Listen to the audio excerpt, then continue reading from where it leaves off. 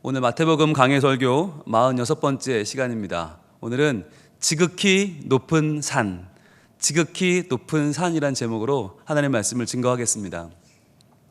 우리는 지금 예수님께서 마귀에게 당한 시험을 보고 있는데 이제 마지막 세 번째 시험입니다. 참 마귀란 놈도 굉장히 집요하죠. 한 번, 두 번 실패하면 그만둘 만도 한데 포기하지 않아요. 마귀가 우리를 시험할 때도 똑같아요. 예수님의 시험은 우리가 당하는 시험의 축소판이자 모델이자 미리 치르신 모의고사예요. 그런데 사탄은 예수님께만 그런 게 아니고 우리에게도 집요하게 덤벼들어요. 한 번 덤볐다가 기록되었을 때 그리고 물러났잖아요. 그런데 또 덤비죠. 기록되었을 때. 그랬더니 예수님이 또 기록되었을 때. 그랬더니 마귀가 또 그를 데리고 한 번도 안 져요. 데리고 어디를 갔어요? 높은 산 위로 올라갔어요. 지극히 높은 산으로 올라가서 뭘 보여줘요? 천하만국을 보여주면서 자 이제 쉽습니다. 예수님 한 번만 저한테 절만 딱 하시면 엎드려 경배하며 다 주겠습니다. 뭘 걱정합니까? 라고 하는 시험을 걸어오는 거죠. 그런데 지난주에 우리가 한번 찾아봤어요. 이 지극히 높은 산이 과연 어딜까? 여러분 성경을 읽을 때 이 성경을 우화로 읽거나 이야기로 읽으면 안 된다. 그러니까 옛날 이야기, 흘러가는 옛 이야기 정도로 읽으면 안 된다고 그랬죠. 분명히 사실이에요. 성경은 다 사실인데 그렇다면 그 지극히 높은 산이 어딜까? 에베레스트일까? 히말라야일까? 아니라고 그랬죠. 적어도 이스라엘 안에 있는 산일 텐데 이스라엘 안에는 지극히 높은 산이 없어요.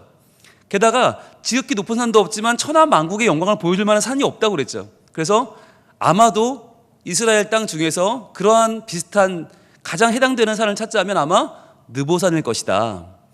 느보산에 있는 비스가 산봉우리일 것이다. 왜냐하면 하나님께서 신명기 34장에서 모세를 그 자리를 부르셔서 길르앗 땅과 가나안 땅, 요단 동편과 서편을 다 보여주시면서 그 모든 영광을 보여주신 적이 있기 때문에 아마도 그 자리가 아니겠는가라고 하는 이야기를 지난 시간에 나눴습니다. 한번 볼까요? 여러분 느보산을 보여드릴게요. 제가 그래도 느보산을 갔다 온 목사지 않습니까? 예, 괜히 갔겠어요? 하나님이 이 시간에 제가 2006년도에 갔거든요. 11년 후에 이 설교를 하라고 하나님이 저를 보내주셨네요. 느보산 위에 갔었는데 여러분 느보산은요 지금은 요르단이죠. 지금은 요르단 땅에 있고 이 당시는 모압 땅입니다. 요단 동편입니다. 그런데 요단 동편이 굉장히 기름진 목초지라고 했잖아요. 그런데 이 산만큼은 굉장히 고독합니다. 이 산은 굉장히 어떻게 보면 쓸쓸합니다. 이 위에서 모세가 딱 그 길앗과 가나안을 바라보는 모습을 한번 떠올려 보세요. 자, 이 자리입니다. 다음이요. 여기 보면 뭐가 있냐면 모세의 일대기를 상징하는 상징물이 있어요. 이게 뭐냐? 바로 그 유명한 구리뱀입니다. 놋뱀. 불뱀에 물려서 이스라엘 백성들이 고통할 때 하나님께서 놋으로 뱀을 만들어서 그 뱀을 바라보는 자들은 나을 것이다 했던 바로 그 놋뱀. 그러니까 오늘날로 말하면 예수 그리스도를 상징하는 십자가를 상징하는 이 놋뱀의 작품을 누가 만들었나? 이탈리아의 아주 훌륭한 아주 이름난 조각가가 이거를 만들어서 그 비스가산 꼭대기 느보산 비스가산 그 위 봉우리에 이걸 세워놨어요. 그래서 가시면 여기가 그 자리구나 라고 볼 수 있어요. 여기 가면 교회도 있습니다. 보여주세요. 이 교회가 바로 모세 기념교회예요. 모세가 여기서 마지막으로 바라보고 죽은 것을 기념하는 모세 기념교회인데 안을 한번 들어가 볼까요? 안은 굉장히 단순해요. 보통 이 당시에 지어진 이 교회라는 것들이 대부분 언제 지어졌냐면 십자군 전쟁할 때 지어졌거든요. 그러니까 중세에 굉장히 화려해요. 그런데 이 교회만큼은 바깥도 투박하고 안도 투박해요. 이게 모세의 생을 상징하는 거예요.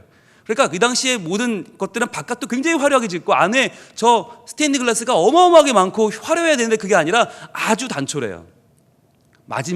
모세의 마지막 여기 섰을 때 모세의 마음을 비춰주는 겁니다. 다음이요. 제일 중요한 게 이건데 이게 이제 그 모세의 시각으로 바라볼 때 보이는 이스라엘의 모든 영광을 보여주는 겁니다. 자, 여러분 보실 때 제일 왼쪽에 보이는 게 헤브론이에요. 제일 남쪽이죠. 남쪽 헤브론을 바라보는 방향이 있고요. 그래서 헤브론이 여기서 얼마 떨어졌다. 그 다음에 그 옆으로 지나가면서 중간에 베들레헴이 또 보입니다. 베들레헴 그 옆으로 쿰란이 있고요. 쿰란 옆으로 예루살렘이 보이고 그 옆으로 여리고가 보이고 제일 오른쪽에 뭐가 있냐면 레이크 티베리어스가 있어요. 그러니까 디베리아 바다, 우리가 말하는 갈릴리 바다가 있는 거예요. 그러니까 여기 서서 비스가산 꼭대기에 서면 어디가 보이나? 남으로는 헤브론이 보이고 북으로는 갈릴리가 보여요. 그러니까 어마어마한 거죠. 여러분 그렇게 표정 지으시면 안 되고요. 이거 지도를 배웠잖아요, 그죠? 예, 이스라엘 우리가 지도를 배운 상황에서는 그렇게 눈빛을 하시면 안 되고, 저 아래 헤브론은 아주 남쪽이에요. 헤브론을 좀 더 내려가면 이제 애굽 가는 길이잖아요. 갈릴리는 저 위쪽이란 말이죠. 그러니까 지금 비스가산이 얼마나 많은 영광이 보이나, 여기선 여리고도 보이고 베들레헴도 보이고 예루살렘도 보이고 헤브론부터 저 갈릴리까지 보인다? 어마어마한 거죠. 가나안의 모든 땅에 있는 영광은 다 보이는 거예요. 그러니까 예루살렘에 있는 종교적인 영광도 보이고, 여리고가 가지고 있는 재정적인 영광도 보이고, 헤브론이 가지고 있는 민족적인 정기도 보이고, 갈릴리가 가지고 있는 예수님이 사역했던 그 다 보이는 거예요. 놀라운 자리죠. 이 놀라운 자리에 모세가 서 있었다는 거죠. 그런데 그 자리에서 모세는 이 하나도 눈으로만 보고 못 가봤잖아요. 들어가 보지도 못하고 아쉬움으로 죽었던 자리에 예수님을 세운 이유는 뭡니까? 마귀는 왜 예수님을 여기 세웠을까요? 보라는 거예요. 모세는 이거 다 보고도 못 갔어요. 예수님, 근데요, 예수님 갈 수 있어요. 아니, 갈 수만 있는 게 아니라 다 줄게요. 그냥 가지세요. 쉽죠? 그러니까 저한테 그냥 경배하고 다 가지세요. 그냥 빨리 끝냅시다 라고 하는 거죠. 쉽게 갑시다. 그냥 절 한번 하면 되는데 뭘 굳이 십자가는 왜 지고, 왜 죽고, 왜 부활하고, 그거 힘들게 왜 하려고 그러십니까? 그냥 절 한번 하고 끝냅시다 라고 하는 거죠. 쉽게 갑시다. 지금 타협을 걸어오는 거예요. 자, 여러분, 사단 마귀는요 굉장히 치밀해요. 그러니까 그냥 대충 아무 산이나 올라가서 아무거나 보여주고 아무거나 그렇게 우리한테 시험을 걸어오는 일이 아니라 아주 계획적이다. 그렇다면 오늘은 뭘 볼 거냐면, 그렇다면 그렇게 예수님을 시험했던 사단 마귀가 우리는 어떻게 시험할까라고 하는 거예요. 우리는 어떻게 할까? 오늘 본문 마태복음 4장 8절과 9절 한번 보겠습니다.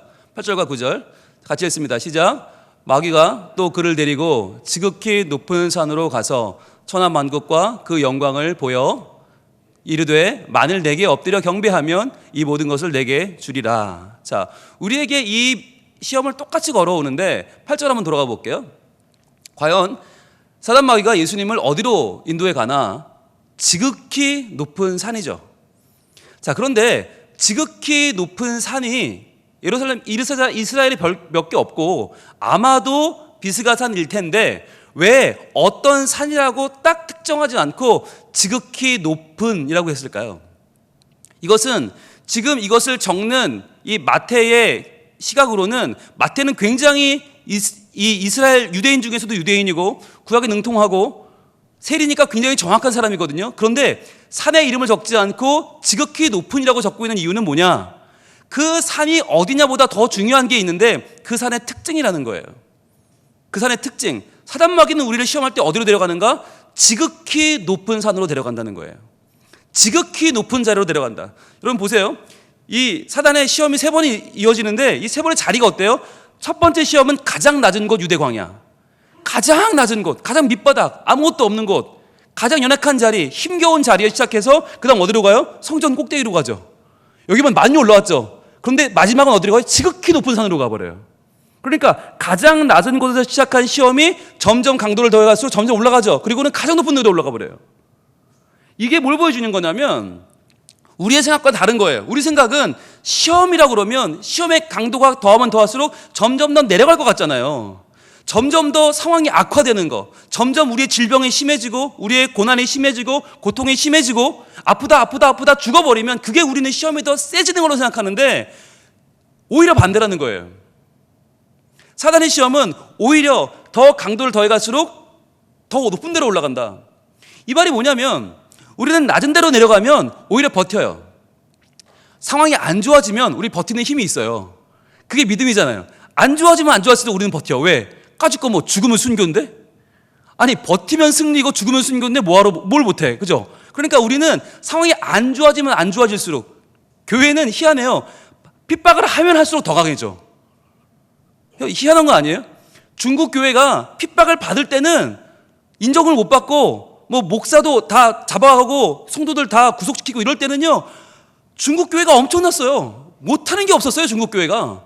근데 요즘은 중국 교회를 수면 위로 떠오르게 해주니까 그때부터 중국 교회가 한국 교회를 닮아가고 있어요. 많은 사람들이 지금 걱정하고 있어요. 그러니까 흔히 말하는 촛대를 옮긴다 뭐 이런 얘기 하잖아요. 유럽에서 미국으로, 미국에서 한국으로, 한국에서 중국으로. 그런데 그 촛대가 지금 흔들리고 있어요. 왜? 내려가고 내려갈 때 괴롭고 핍박받고 괴로울 때는 교회가 순결했는데, 교회가 거룩했는데, 교회가 힘이 있었는데, 교회가 세상을 두렵게 했는데, 이제 그 교회가 점점 힘을 얻고 세를 불리고 인정을 받기 시작하면 점점 올라오면서 지극히 높은 곳을 향해 올라가면서 더 시험을 많이 받더라는 거예요. 더 시험을 많이 받고 더 혼란스러워지고 더 힘겨워지고 더 문제가 많아지더라. 왜 그럴까요? 왜 낮아질 때는 문제가 없던 교회가, 하나님의 사람들이 올라가면서 문제가 생겨요? 그러니까 왜 이렇게 됐냐는 거예요? 왜? 거꾸로 되는 거 아니에요? 힘들고 어려울 때는 유혹이 좀 찾아와도 올라가면 그 유혹을 견뎌내야 되는 거 아니에요? 근데 왜 그렇게 될까요? 이유는 한 가지입니다. 이유는 한 가지예요. 상황이 좋아지면 좋아질수록, 올라가면 올라갈수록 하나님을 안 믿어도 돼요. 우리가 바닥을 칠 때 핍박을 받고 순교를 하고 목이 잘리고 가족을 잃고 출교를 당하고 사회에서 매장을 당하던 그 시절에는요, 의지할 게 없어요. 의지할 게 없어요. 아무도 날 안 도와줘. 그러니까 하나님밖에 의지를 못해.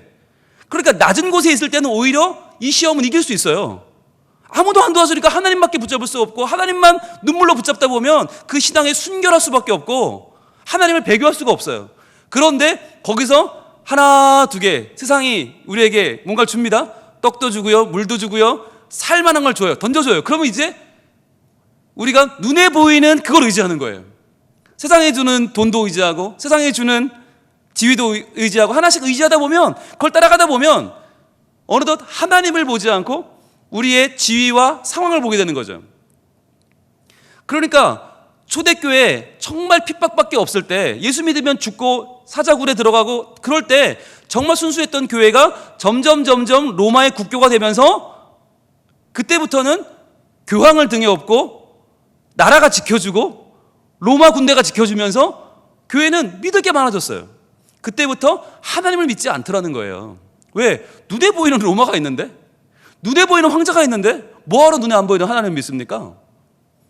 점점 교회가 힘을 얻으면서 이 유혹이 더 커지더라는 것이에요. 오히려 세상은요, 우리한테 모든 걸 주는 거에 아낌이 없어요. 까짓 거 모든 거 얻으면 어때? 하나님만 잃으면 되는데. 우리가 다 가져도 돼요. 하나님만 못 갖게 하면 돼. 그게 세상의 목표예요. 그러니까 우리는 다른 걸 많이 얻는다고 좋아할 게 아니라 하나님을 잃어버린 것을 두려워해야 돼요. 그런데 어느덧 교회는 하나님을 잃어버린 걸 두려워하지 않아요. 어느덧 교회는 은과 금으로 충만해져서, 은과 금은 내게 없으나 나사렛 예수의 이름으로 내게 나아가노니 했던 베드로의 믿음이 없어지고 은과 금을 지금 너무 많이 챙기고 있다는 것이 누구나 공감하고 있는 교회의 문제 아닙니까? 여러분, 저는 목사로서 억울한 게 하나 있어요. 억울한 거 뭐냐면, 해외에서 생활을 좀 하신 분들, 좀 배웠다는 분들, 좀 인텔리라는 분들, 이런 분들을 가끔 만나면 그런 얘기를 하세요. 아, 목사님, 우리나라 목사님들은 좀 찌질해 보여요. 그래, 제가 무슨 말이에요? 그럼 뭔가 좀 찌들어 보여요. 한국 목사님들은 뭔가 없어 보여요. 좀 빈해 보여요. 그래, 제가 무슨 말이에요? 그러면 아니, 저 유럽 목사님들은요 굉장히 여유로워요. 뭐랄까, 굉장히 영성이 있다 할까? 삶이 굉장히 여유롭고 뭔가 이렇게 막 뭔가 초월한 것 같고, 뭐 삶에 막 이렇게 막 이러는 게 없어요. 얼마나 여유로워 보이는지 몰라. 유럽 목사님들 나 너무 좋아, 막 그래요. 근데 왜 그럴까요, 여러분? 생각해 보셨어요? 유럽 목사님들이 그렇게 막 정말 여유 있게, 여러분, 그분들 교회 가보셨어요? 그분들 교회 가면 교인이 몇 명인지 아세요? 한 열 몇 명 돼요. 열 몇 명도 안 되는 교회도 있어요. 이게 숫자가 중요한 건 아니지만 이게 왜 들었냐면, 유럽 교회는 대부분, 뭐 독일도 대표적인데 열 몇 명이라도 목회가 돼요. 왜? 나라가 월급을 줘요. 나라가. 대부분 기독교 국가 아니에요. 기독교 국가의 특징이 뭐냐? 10명만 모여서 교회로 등록을 하면 목사님이 자동으로 공무원이 돼요. 종교 공무원이에요. 그러니까 나라가 목사님들 월급을 다 줘요. 그럼 뭘로 주냐? 세금을 걷잖아. 종교세를 걷잖아요. 그러니까 유럽은 기독교냐 아니냐의 개념이 뭐냐면, 교회를 나오느냐가 아니에요. 교회를 추석하지 않아도 종교세를 내면 기독교인이에요. 그러니까 교회 안 나오는 수많은 사람들이 종교세를 내면서 나는 냈으니까 기독교인, 난 천국 갈 거야. 그리고 종교세를 내요. 그리고 어떤 사람들은요, 교회 안 다니는데 기독교가 아닌데 종교세를 내요. 왜냐하면 이게 기부의 성격이 있어요. 기부를 하면 세금도 삭감해지고 사회 환원이 되니까 마치 NGO 이렇게 후원하듯이 종교세를 내요. 그럼 나라가 그 종교세를 모아서 그걸로 목사님들 월급을 줘요. 그러니까 여러분, 그 목사님들이 여유가 있을 수밖에 없는 게 뭐냐? 기도를 안 해도 된다니까. 유럽 목사님들은 기도를 안 해요. 왜? 하나님한테 기도를 왜 해? 나라가 월급을 주는데. 인원이 줄고 인원이 뭐 10명이 안 돼도 돼요. 인원 상관없이 나라가 월급을 주는데, 그러니까 그것도 꽤 많이 줘요. 공무원급으로 줘. 그러니까 기도를 안 해도 되는 거예요. 애타는 게 없어. 여러분, 얼마 전에 우리나라 목회자 과세 문제가 나왔습니다. 목회자 과세 문제, 여러분 어떻게 생각하십니까? 물론 여러 가지 의견이 있겠죠. 그때 대부분 사람들이 예로 든 게 뭐냐면 유럽 교회예요. 유럽 목사님들이 봐라, 다 세금 내지 않냐? 100%. 왜 낼까요? 100% 나라가 월급을 줘요. 나라에서 월급 받는데 세금을 안 내면 도둑놈이지. 공무원처럼 세금을 주는데 월급을 주는데 어떻게 세금을 안 내요? 우리나라 경우는 나라가 조사를 했습니다. 우리나라가 얼마나 세금 깐깐하게 걷습니까? 조사를 했어요. 한국교회 목회자들 한번 세금 엄청 때려야지. 조사했더니 대부분의 목회자는요, 나라가 도와줘야 돼요. 대부분은 이건 뭐 최저임금도 안 되는 거예요. 그러니까 일부 문제가 되는 정말 초대형 교회 메가처치 몇 군데를 제외하고는 대부분의 목사님들 나라가 먹여 살려야 돼. 그러니까 이거는 과세를 했다간 이건 정말 나라가 거덜이 나겠는 거예요. 그러니까 없던 일로 하자. 여러분, 저는요, 좀 모순된 얘기일지 모르겠지만 한국 교회가 어떻게 부흥했냐라고 물으면 이렇게 대답하고 싶어요. 나라가 책임을 안 져줬기 때문에. 나라가 월급을 안 줬기 때문에. 한국교회 목사님들은 기도밖에 없었어요. 정말 하나님밖에 없었어. 아무도 없어. 뭐 나라가 도와주길 하나, 뭐 힘 있는 자들이 도와줄 사람이 없으니까. 여러분, 지금도 제가 노예라든지 이렇게 우리 목회자님들 만나보면요, 정말 죄송해요, 추레하세요. 정말 추레하세요. 그런데 눈빛이 살아있어요. 저는 그걸 볼 때마다 놀래요. 깜짝 놀래요. 정말 추레한 분들이 눈빛은 살아있어. 왜? 하나님만 의지하니까. 너무너무 살기 힘들어요. 얘기하는 거 들어보면 정말 가슴이 메어져서 말을 할 수가 없어. 그런데 그런 분들이 오직 하나님만 의지하고 살아요. 그러니까 한국교회 그러니까 부흥을 해온 거예요. 여기까지. 나라가 안 도와주고 아무도 안 도와줬으니까. 그런데 요즘 들어서 이제 대형교회가 생기고 슈퍼스타 목사님이 생기고 메가처치가 생기면서 이분들이 무슨 뭐 청와대 불려가고 뭐 정치인들과 만나고 이러면서 뭔가 좀 이렇게 이상해지는 것 같아요. 교회가 낮은 곳에 있을 때는 문제가 없었는데 점점 높은 곳으로 올라가면서 정말 지극히 높은 곳에까지 가니까 어마어마한 바람에 휘둘리더라는 거죠. 여러분, 우리가 높은 존재입니까? 아닙니까? 어때요? 우린 높은 존재예요? 아니에요? 우리 안 높아요. 그런데 높은 줄 알면 어떻게 되는지 아세요? 높은 척 하려면, 제가 어린 시절에 높은 척을 해봤습니다. 네, 언제 했냐면 우리 목사님이 이게 축도를 하시잖아요. 이제는 하고 축도를 하시면 어린 마음에 이 손끝에서 뭔가가 팍 뿜어져 나오는 것 같은 거예요. 축도하실 때 복이 팍 뿜어져 나오는 것 같아. 그런데 난 어리잖아요. 어리니까 난 아래 있잖아, 이렇게. 그러니까 복이 나까지 안 올 것 같아. 형들이 다 먹는 것 같아. 그래서 이렇게 키를 높여야 되니까 까치발 이렇게 들었단 말이죠. 까치발 이렇게 들었어요.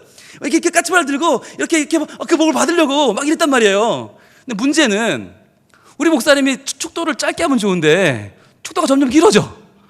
이제는 했으면 끝나야 되잖아. 이제 뭐 우리 구주 예수 그리스도의 뭐 하나님의 성령의 그러면 바로 끝나야 되는데 어떤 날은요 이게 막 계속 딴 데로 가.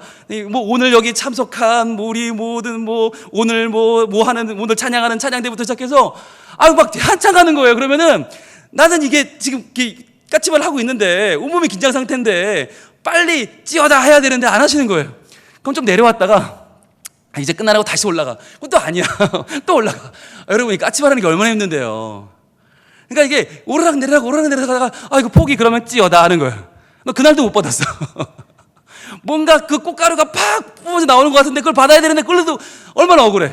그 다음 주는 또 이렇게 까치발하고 서 있다가 오늘도 못 받은 것 같으니까 허전하고 그랬단 말이에요. 근데 지금 생각해보면 뭘 깨달은 것 같으냐면 까치발하고는 오래 못 서 있겠더라고요. 우리가 높은 척하면, 높다고 생각하면, 날 자꾸 높이려고 하면 그 힘이 들어서 못 있어요. 그냥 나대로 살면 돼요.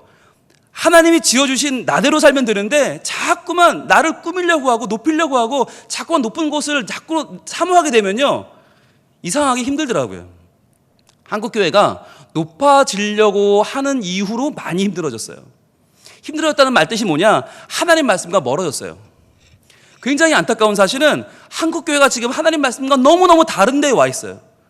너무너무 다르게 와 있어요. 왜 그러냐면 우리 책임은 아니에요. 미국에서 우린 다 배워왔잖아요. 우리는 다 미국에서 신학을 배웠는데 미국 사람들의 신학이 어마어마하게 번영신학으로 간 거예요. 성공을 따르고. 그러니까 여러분, 미국 얘기할 때 항상 사람들이 무슨 얘기하죠? CEO 얘기를 하고요, 대통령 얘기를 합니다. 그러니까 가장 높게 성공한 사람들이 이야기를 해요. 그러니까 여러분, 미국 예화하면서 노동자 얘기하는 거 한 번도 못 들어봤을 거예요. 미국 얘기하면서 실패한 사람들, 노숙자 얘기 아무도 못 들어봤을 거예요. 항상 뭘 얘기하냐면 아메리칸 드림, 대통령.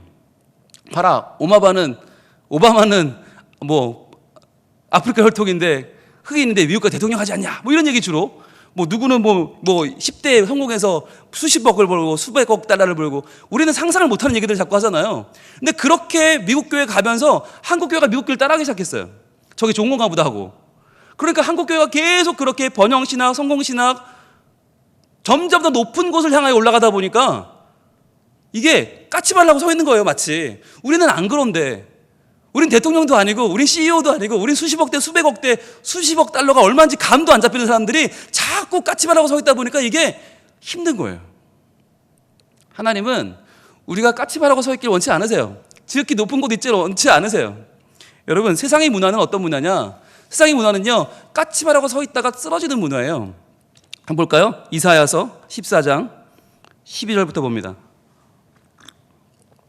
이사야 14장 12절. 구약성경 983쪽입니다.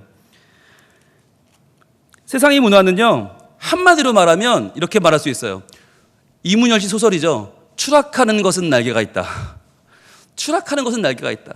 뭔가 날개로 올라가 보려고 막 바닥바닥 하는데 결국 뭐예요? 추락하고 만다는 거예요. 그게 세상의 문화예요. 이사야 14장 12절 같이 봅니다. 너 아침의 계명성이요. 자, 이 계명성이란 뭐냐? 바로 바벨론을 말하는 거예요.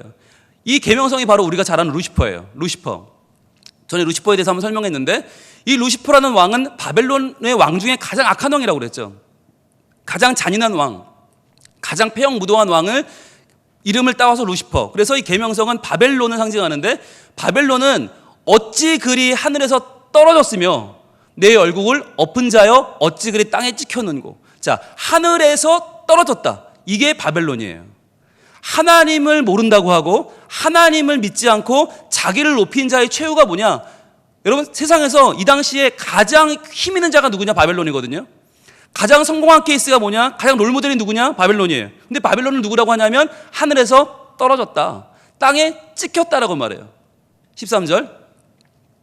내가 내 마음에 이르기를. 자, 뭐라고 했냐? 바벨론이 뭐라고 했냐면 내가 하늘에 올라 하나님의 뭇별 위에 내 자리를 높이리라. 내가 북극 지폐의 산 위에 앉으리라 했다는 거예요. 그러니까 내 마음에, 바벨론이 마음에, 루시퍼가 마음에 어떤 뭘 품었냐면 내가 하늘에 저 높이 올라가서 하나님의 뭇별, 즉 하나님의 영광 그 위에 내 자리를 높일 것이다. 가장 높은 자리가 내 거다. 하나님보다 더 높은 자리에 앉겠다. 더 높은 자리, 더 높은 자리, 더 높은 자리 계속 까치발을 한 거예요.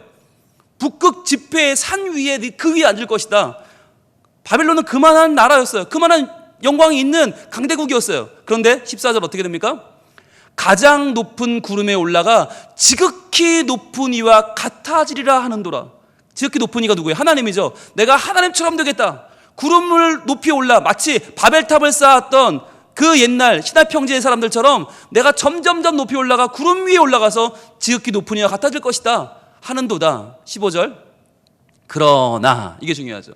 하나님 말씀은 이러한 세상의 문화에 대해서 뭐라고 말씀하세요? 그러나 이제 내가 스올, 곧 구덩이 맨 밑에 떨어짐을 당하리로다. 스올은 지옥이거든요. 네가 갈 곳은 지옥이라는 거예요. 너는 자꾸 올라갈 거야, 올라갈 거야, 올라갈 거야 막 그런다는 거예요. 올라가도 그냥 올라가는 것도 아니고 나는 저 그림 그리듯이 저 높은 곳에 구름 위에 뭐 가장 높은 자리에 북극의 산 위에 집회 막 꿈을 가지고 올라가죠. 올라가면 될 거야, 될 거야. 사람들을 막 부추겨요. 그래놓고 올라갔는데 어떻게 해요? 네가 오늘 수올 구덩이 맨 밑에 떨어짐을 당할 것이다. 하나님을 믿지 않고 하나님을 의지하지 않고 내가 할 수 있다고 말하면서 내가 올라갈 수 있다고 말하는 세상의 문화의 최후가 어디냐? 바로 저 끝이라는 거예요. 그러면 이렇게 올라갈 때 왜 올라갔어요? 성경은 말합니다. 하나 때문이다. 오바댜 1장 3절로 갑니다. 구약 1284쪽입니다. 1284쪽 오바댜 1장 3절과 4절. 여기 보면 왜 계명성이 그렇게 무모한 짓을 했는지가 나와요. 왜 그랬나? 오바댜 1장 3절. 오바댜는요, 에돔에 대한 파멸을 예언하는 책인데, 이 오바댜가 에돔에 대해서 뭐라고 지금 말을 하고 있나, 예언을 하고 있나, 이렇게 말합니다. 너의 마음의 교만이 너를 속였도다. 이거예요. 너의 마음의 교만이 너를 속였다는 거예요. 즉, 나는 속았어. 바벨론도 속았고 루시퍼도 속았어요. 누구한테 속았나? 남에게 속은 게 아니야. 네 마음의 교만이 너를 속였다는 거예요. 높이 올라가면 될 것처럼, 마치 높이 올라가면 뭔가 하나님처럼 될 것처럼, 뭔가 대단해질 것처럼, 아무도 나를 어떻게 못할 것처럼, 그러나 그것이 결국은 속은 것인데 누구에게? 네가 너의 마음의 교만이 너를 속였다는 거예요. 교만한테 속았다는 거예요. 자, 뭐라고 속았나? 바위 틈에 거주하며 높은 곳에 사는 자여. 높은 곳, 나는 가장 높은 곳에 있어. 내가 마음에 이르기를 누가 능히 나를 땅에 끌어내리겠느냐 하니. 무서운 게 없는 거죠. 난 높은 곳에 있어. 누가 나를 끌어내리겠어? 라고 했는데 4절입니다. 내가 독수리처럼 높이 오르며 별 사이에 깃들일지라도 내가, 하나님이죠, 거기에서 너를 끌어내리리라. 여호와의 말씀이니라. 여러분, 하나님은요, 하나님의 영광에 대적하는 자들을 그냥 보고 있지 않습니다. 왜? 교만한 자들, 하나님이 없다 하는 자들, 하나님이 어딨냐? 내가 그냥 사는 거지, 내 힘으로 사는 거지 라고 말하는 불신자들을, 그 불신앙에 가득 찬 교만한 자들을 하나님은 그냥 보지 않는다는 거예요. 끌어내릴 것이다. 그렇다면 여기서 그러면 그 교만에 속지 않는 방법이 뭘까요? 우리의 삶을 포장하고 같이 까치발을 들게 만들고 같이 높은 곳에 뭔가 내가 대단한 것처럼 나를 꾸미고 나를 뭔가 자꾸 포장하는 이러한 가짜 신앙, 이러한 오염된 신학에 우리가 빠지지 않는 방법이 뭘까요? 방법은 하나밖에 없어요. 교만하지 않는 거죠. 교만에 속지 않는 거죠. 그러면 교만에 속지 않는 게 뭐냐? 여러분, 세상에서는요, 교만의 반대말이 뭐죠? 겸손이죠. 교만의 반대말은 겸손이에요. 그런데 여러분, 하나님 나라에서는요, 교만의 반대말은 겸손이 아닙니다. 교만의 반대말이 뭔지 아세요? 하나님 바라보는 거예요. 하나님 바라보는 거.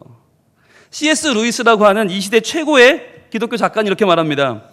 교만한 자는 항상 밑을 보고 있다. 밑을 내려다보기 바빠서 자기 위에 계신 분을 제대로 쳐다보지를 못한다. 아주 중요한 말을 했어요. 교만한 자는 어떤 사람이냐? 밑만 바라본다는 거예요. 자기 밑에만. 자기보다 못한 자들을 바라보면서 나는 그래도 괜찮아, 나는 괜찮아 하고 있다는 거예요. 나보다 못해 보이는 자들을 보면서 그들을 비난하고 정죄하면서 나는 그래도 괜찮아. 그런 동안 뭘 못 본다고요? 자기 위에 계신 분을 보지 못한다는 거예요. 그러니까 교만의 반대말이 뭐냐? 교만의 반대말은 아유 저는 못해요, 아니에요, 겸손 떠는 게 아니라 교만의 반대말은 바로 내 위에 계신 분을 바라보는 거다. 하나님을 바라보는 거라는 거예요. 하나님을 바라볼 때만 우리는 교만하지 않을 수 있고 교만에 속지 않을 수 있다.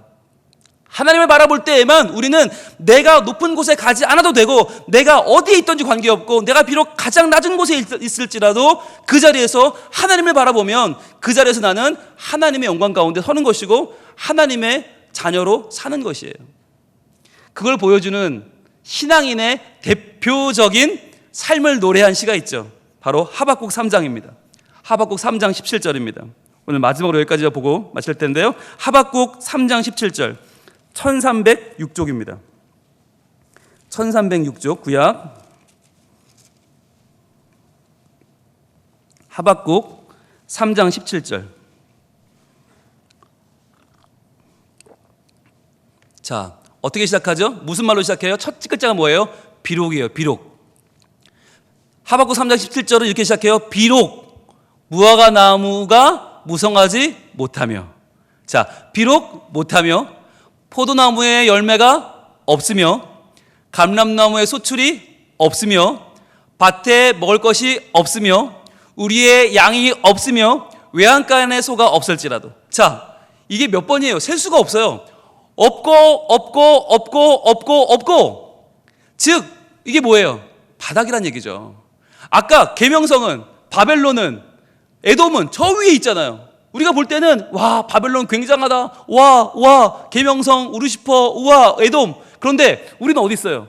없고. 우리의 자리는 너무나 빈약한 자리에 출발해. 마치 정말 비교가 돼서 정말 이거 정말 못 살 정도로 낮아요.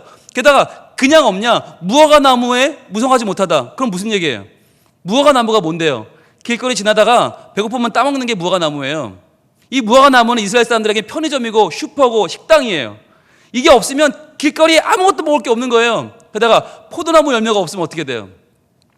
포도주를 못 만들어요. 그러면 마실 물이 없는 거예요. 여기는 마실 물이 없는 동네 아니에요. 팔레스타인은 뭘 마셔요? 포도주 마시고 살아야 되는데 포도주가 없어. 마실 게 없어.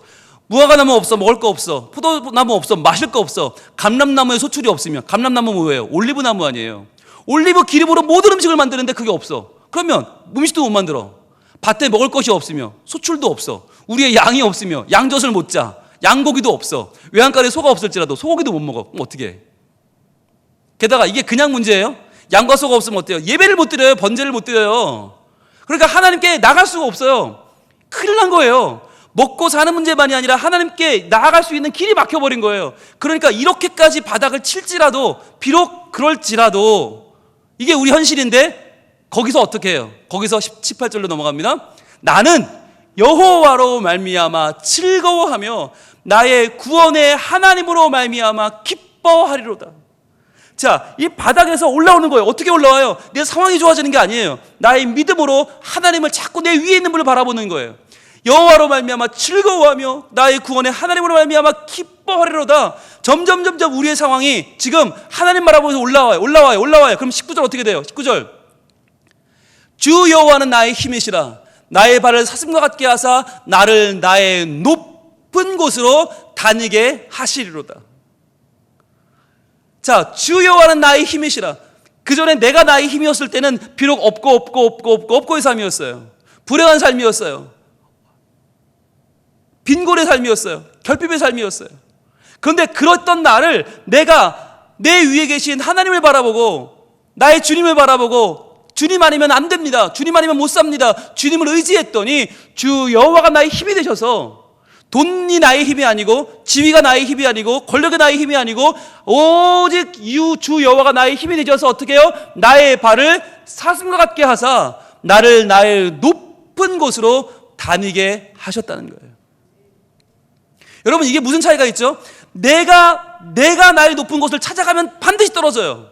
내가 올라가려고 하면 반드시 꼬꾸라쳐요. 그런데 내가 하나님을 바라보면 하나님이 나를 나의 높은 곳으로 다니게 하시는 거예요. 내가 올라가려고 하면 떨어지는데 내가 낮아지려고 하면 그 자리에서 하나님 바라보면 주님이 높여주시는 이 역설, 이게 신앙이에요. 여러분, 예수님의 십자가, 아니 거기에 흠모할 만한 게 뭐가 있습니까? 그 십자가 정말 맨날 매 맞고 피 흘리고 채찍에 맞고 거기에 흠모할 게 뭐가 있어요? 무슨 영광이 어디 있어요? 그렇게 맞다가 그 십자가가 막 분해가 되면서 마징한씩 나오는 게 아니잖아요. 그러다 죽어버려요. 그리고 땅속에 갇혀버려. 이게 뭐예요? 아무런 흠모할 게 없고 아무런 영광이 없어요. 그런데 그 자리에 하나님이 계시니까 죽은 자를 들어 살리시고 부활의 영광을 주시고 그 부활의 영광으로 우리의 모든 죄를 사하시고 우리를 생명을 구원하신 거 아니에요.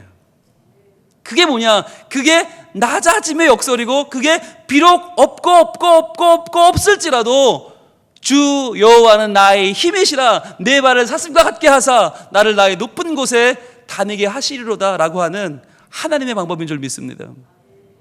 그러니까 여러분, 높은 곳 자꾸 바라보지 마시고요. 높은 거 좋은 거 없어요. 지금 나의 삶의 자리에서, 이 자리에서, 그러나 하나님, 이 자리에서도 내가 얼마나 교만한지 몰라요. 이 자리에서도 내가 얼마나 세상 것 바라보고 그거 즐기고 있는지 몰라요. 하나님, 그 마음을 하나님 바라보기를 원합니다. 그 마음을 내려놓고 우리 주님 모시기를 원합니다. 우리 주의 영광 바라보기를 원합니다. 하나님 온전히 예배하게 하시고 온전히 주 앞에 나와 전심으로 기도하게 하시고 하나님의 그 주시는 하나님의 기쁨, 하나님의 만족을 향하여 나아가는 인생이 되게 해 주시옵소서. 여러분, 그렇게 살아갈 때 우리는 시험을 이길 줄 믿습니다. 오늘 우리 찬양할 텐데요, 주 사랑이 나를 숨쉬게 해. 세상 그 어떤 어려움 속에도 주 은혜로 나를 돌보시며 세상 끝날까지 지켜주시되 주님만이 내 아픔 아시며 주님만이 내 마음 어루만지시네. 어느 누구도 나를 향하신 주님의 사랑을 끊을 수 없네. 주님만이 내 능력이시며 주님만이 나의 구원이시네. 어느 누구도 나를 향하신 주님의 사랑을 끊을 수 없네. 여러분, 이 찬양을 부를 때 이 찬양이 우리 입으로 고백되길 원해요. 찬양할 수 있는 분은 찬양하시고 찬양에 자신이 없는 분은 고백하세요. 점점점 고백을 하면서 힘이 내 마음의 모든 존재가 이 가사로 모여지게 하세요. 그리고 이 가사에 진심을 담으세요. 이 가사 가운데 하나님이 우리의 모든 믿음을 부으시고 하나님의 영광을 부으시고 우리와 함께 하실 것입니다. 주 사랑이 나를 숨쉬게 해. 세상 그 어떤 어려움 속에도 주 은혜로 나를 돌보시며 세상 끝날까지 지켜주시네. 주 사랑이 나를 이끄시네. 주 사랑이 나를 이끄시네. 내가 갈 수 없는 그곳으로 주의 사랑 나를 붙드시며 세상 끝날까지 인도하시네. 주님만이 내 아픔 아시며 주님만이 내 맘 어루만지네. 어느 누구도 나를 향하신 주님의 사랑을 끊을 수 없네. 주님만이 내 능력이시며 주님만이 나의 구원이시네. 어느 누구도 나를 향하신 주님의 사랑을 끊을 수 없네. 다시 한번 주 사랑이 나를 숨쉬게 해. 주 사랑이 나를 숨쉬게 해. 세상 그 어떤 어려움 속에도 주 은혜로 나를 돌보시며 세상 끝날까지 지켜주시네. 주님만이 내 아픔 아시며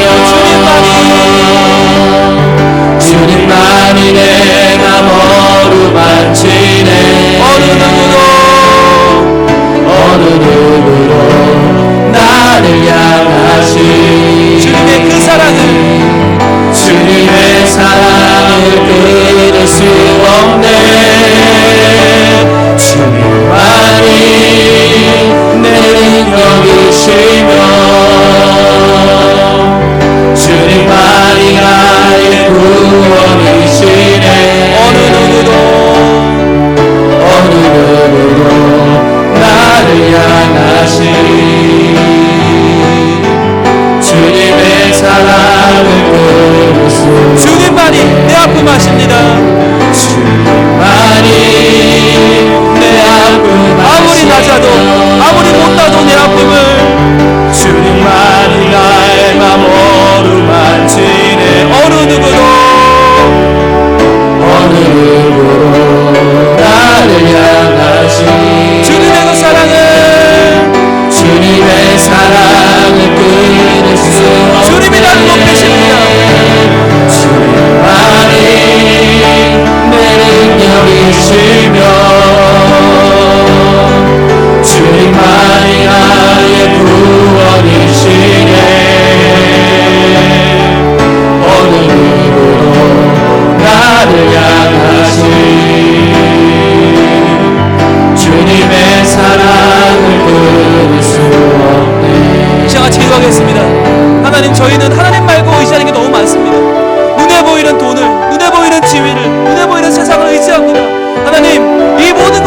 않고 주님만이 내 아픔을 아시고 주님만이 나의 능력이시며 주님이 내 발을 높이 드사 나로 높은 곳에 다니게 하시는 오직 나의 능력임을 고백하게 하여 주옵소서. 주님 바라보고 살아갈 때 주님 안에 승리하게 하시고 주님 안에 주님이 나를 세우시는 살리시는 그 은혜를 맛보게 하여 주시옵소서. 주여 나를 살려 주옵소서. 주여 말씀 기도합니다.